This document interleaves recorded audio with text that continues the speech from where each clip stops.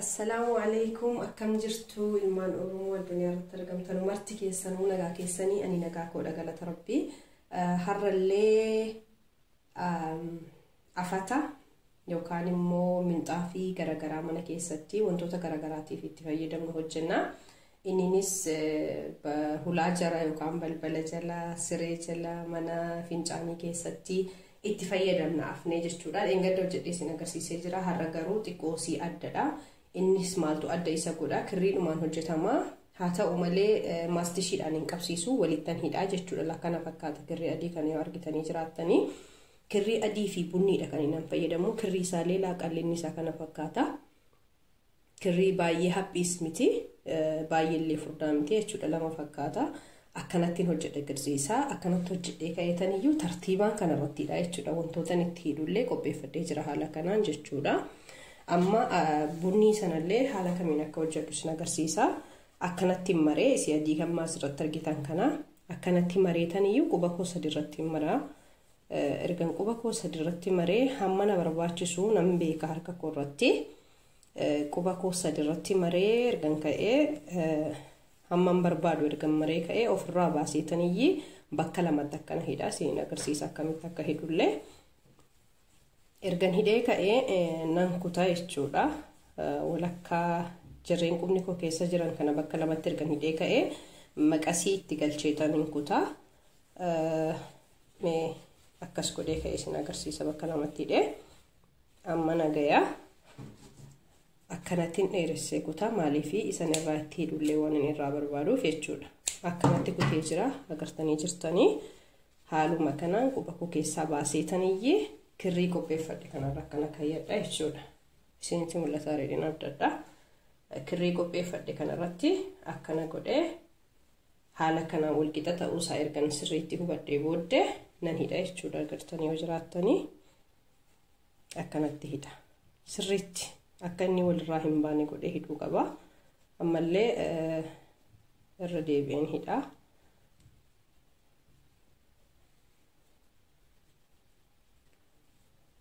tole hidhee ka'ee jira amma asiif asii walakkaan isaa keessa duwwaadha jechuudha kirriitti isinitti hidhu kana akkanatti qabadha akka maqasiin na duraaf hin kunne sana booddee haala kanaan maqasii keessa seensee qixxee ta'uusaa hubadheetan akkanatti muraa jechuudha akkanatti muraa yoo feetanillee geengoo gootanii gabaabsanii itti fayyadamuu dandeessanii akka kirrii hedduu isin duraa hin fudhanneef jechuudha ammallee haaluma sanaan akkanatti muraa jechuudha bitaan mirga isaa kara lachuudhaan jechuudha erga murtanii kaatanii akkana qabdanii kirriitti siitiitan kan akkana qabdanii yoo jettanii bifa kana isiniif dhufaa jechuudha wantoota kana dhedheeratan kanallee akkamitti irraa kaastu haala kanaan murtanii irraa kaastu jechuudha haala kanaan akka qircii tokko ta'u yookaan immoo wal caalaa akka isin daraa hin taane jechuudha mana keessatti haala salphaa ta'een wantoota garagaraa hojjetachuu dandeessu maalinni yaada qofaadha kan namarraa argachuu barbaadanu erga yaada isaa sirriitti hubattanii kaatanii wantoota hedduu wantoota nan hojjedhaallee jettanii hin yaanne hojjechuu dandeessanii garuu caqasuudha waan tokko ala ilaaltanuu sirriitti yoo caqastaniichanii kan mataa keessan keessaa irratti dabaltanii kaatanii wantoota namni illee hin hojjenne hojjechuu hin dandeessanii garuu fedhiidha tokko fedhii irratti hundaa'a namni minxaafii amma fakkeenyaaf hatta afatusuma guddaa soofaa jala yookaan immoo mana saaloonii afatamu haala fedhii keessaniitiin haala salphaa ta'een hojjetachuu hin dandeessan isa amma fakkeenyaaf yeroo dhibbaan yookaan doolaarii dhibbaan bittan jechuudha yoo kan mana keessan teessan ta'e maallaqa hedduu baastanii waa bituu isin hin barbaachisu jechuudha tole kana fakkaata mee isa adii wajjin wal bira qabnee ilaalla kunooti jechuudha agartanii jirtu akkanatti halluu baay'ee bareedaa isaa kenna kun akka bunniitii diimaa bunniitii adiidha jechuudha haaluma sanaan hedduu qopheeffadheetanii amma fakkeenyaaf adii hedduu asirra qopheeffadhee jira yookaan mul'atu ta'e bunnii kana asirra godheetan adii immoo tartaa tokko bunni taraa tokko immoo adiin godhaa jechuudha ala xiqqoo si achi buute wal argina inshaallah ayyee amma haala kamiin akka irratti hiinu isa sila qopheeffannee kukkutee qopheeffadhee sisirreessee jira amma akka kanatti hidhaa jechuudha dura nan ilaala Eessarratti akka inni sirrii naaf taa'u sana booddee wantatti kan akkanatti qabeetaniyyuu fakkeenyaaf akkanattiin keessa baasaa jechuudha. Kirrii siraa naniidhaan jedhee qopheeffadhe kirrii lama sana jechuudha. Amma sirra yoo taa'e sirrii ta'a jechuudha. Kanaafuu kirrii lama waan ta'eef duraa duubaan akkanattan baasee isin agarsiisa jechuudha. Bismillah. Kanuma jechuudha. Akkanatti hin jechuudha. Kana gaafa isa sirreessinee fixnee jenneeyyuu irraa kukkutna jechuudha. Agartanii kana fakkaata jechuudha. Haaluma kanaan hunduma isaa ammallee akkasitti bakka taa'umsa isaa sirriitti ilaalladhee ka'eetan bakka kamirratti wal qixxeenaa dhufa kan jedhu asirraa akkana baasaa. Kabiraallee tokko asirra waan jiruuf ammas isa kanan akkanatti baasaa jechuudha. Lamman isaa bakka tokkotti yoo gootan wanti isin irratti hiitan waan hin jiraanneef walirraa xixiqqoo dhumashee faffageessitaniiti kan hidhuu qabdanu jechuudha. Akkanatti akka furgaasaati kan hin keessa baasu maaliif boodallee yeroo kuttanu akkasiiniif haala bareedaa ta'u jechuudha. Agartanii kana fakkaataa jechuudha. Seensisee xumuree jira.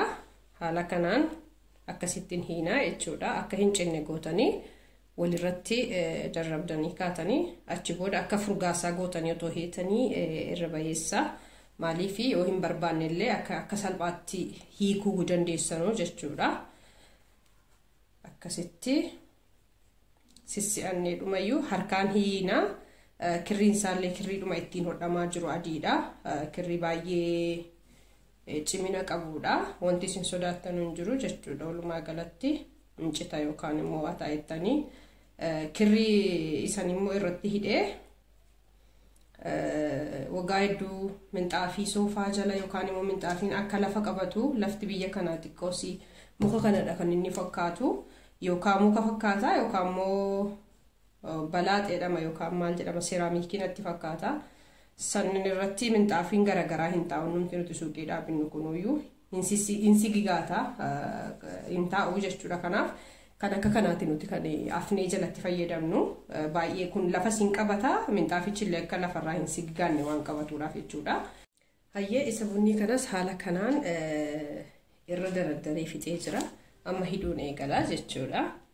Amma inni kun isa dhumaatii jechuudha. Inni kun isa dhumaatii. Maaliif kana caalaatti deemuu hin barbaanne baay'ee guddatee jira yookaan tooyileetiidhaaf ta'u ta'e baay'ee tooyileetiirra hanga caalutti irra darbee waan jiruuf kana caala idduutti deemuu hin barbaadu. Kanaaf asuma irratti naabaa jechuudha.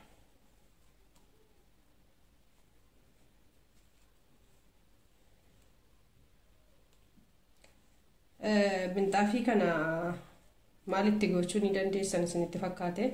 Amma namoonni garagariin yeroo hedduu waa miicuudhaaf yoo kan isaaf hin mijanne ta'e jira pilaastikiin haphiin irratti kan ulfifamu jira. Fakkeenyaaf sakkara kaboota hodhitanii gaafa kaatanii pilaastikii kan irra ulfiftan ni jira natti fakkaata. Rakaboota jalatti afamu kan Itoophiyaa. Kunis jechuun maal jechuudha? Miicuudhaaf akka waan hin mijatneef yookaan immoo hin barbaanneef akkasiin daraa qulqullinni isaa hin banne yoo barbaaddanii fakkeenyaaf yookaan akka kana hojjetatan ta'e kun mataan akka rifeensaati intiniin isaa waan ta'ee jiruuf akka suufii jechuudha. Qulqullinni isaa akkasiin jalaa hin batneef yoo barbaaddan ta'e pilaastikii sisiisana yookaan immoo carqii rakaboota jala aftan san jala irratti kan hodhitan sana otuu irra hodhitanillee intinii gaariidha jechuudha. Jechuun yaada gaariidha.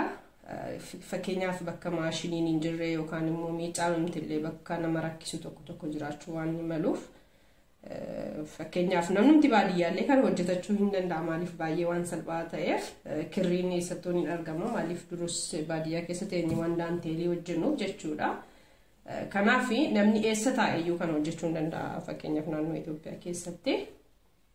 Kanaaf gaafa baadiyyaa dhaqxan immoo akkuma beeknu hundumti keenyaayyuu maashinii wanta argee wanti waatti miicatan xiqqoo si rakkisuu waan danda'uuf osoo pilaastikii irra uffiftanii irra caala baay'ee gaariidha. Maaliif maal akkamitti miicca yoo xuratee waan akkasii immoo raareen illee jira bakka itti daddalanne kan hundumti keenya iyyuu xiqqoosee yaa lafa katamaa miti Itoophiyaa immoo katamaan ishee iyyuu raaree waan taateef jechuudha. Kanaafi hedduu nama dhiphisuu jechuu barbaadeeta walumaa galatti hin danda'ama eessattuu hojjetachuun kirriidha. Kirriin eessayyuu ni jira jechuudha.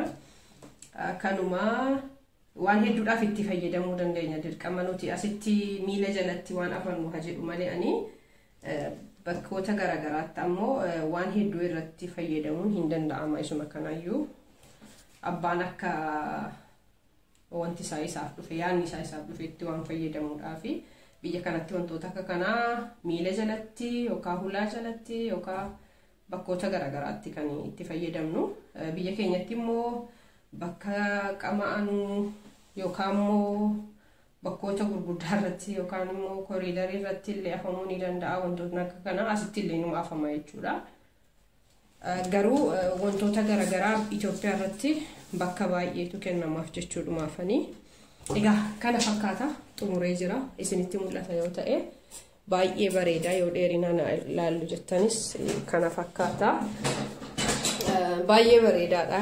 Kalariin isaa argitanii baay'ee guddaadha kan inni hojjete kuni. Kana fakkaata jechuudha. Egaa na jajjabeessaa warreen maatiin taane maatiinaaf ta'a kan kana caalullee akkan hojjechuudhaaf hamileenaa horutti. Egaa kana fakkaata jechuudha. Hojii harkaatii hojii baay'ee salphaa ta'edha. Mana keessanitti eenyuun keessaniyyuu hojjechuu hin dandeessanii jalli isaa immoo laakunoo kana fakkaata jechuudha. Kanadha. Yoo barbaadan irraa murtu yookaan immoo akkuma kanatti dhiistu. Maaliif lafa qabachuudhaaf illee hin mijataaf waan ta'eef malee waa biraatiif miti. Amma kukkunnee tottolchina kan wanti baay'ee illee isa barbaachisu hin jiru yookaan asirratti adii wayiin itti fufaa yookaan immoo irraan kuta maaliif baay'ee dheeratee jira waan ta'eef jechuudha.